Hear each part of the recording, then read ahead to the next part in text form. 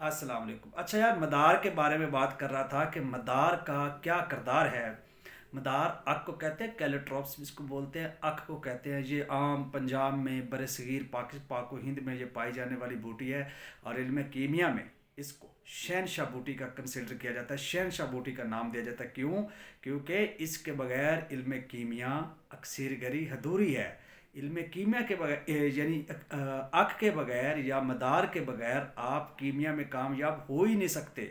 आप कोई कुश्ता बना ही नहीं सकते, आप किसी चीज़ को कायम कर ही नहीं सकते, किसी चीज़ को जारी कर ही नहीं सकते।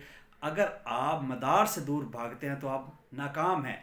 इंडियन कीमियागरी की बात कर रहा हूँ, अरब की कीमियागरी से हट के।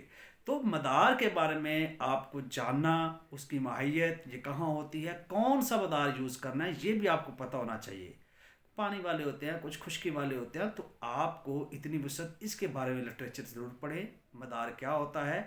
और अक्सर गरीब में कोई चीज़ कायम करना इसके बगैर नहीं होती, किसी चीज़ को जारी करना इसके बगैर नहीं होता। तो ये इंतहाई एक ज़रूरी और समझने वाली बात है। ठीक है ना? तो मदार को अपनी अक्सर गरीब में ज़रूर लेके आए। शुक्रिया।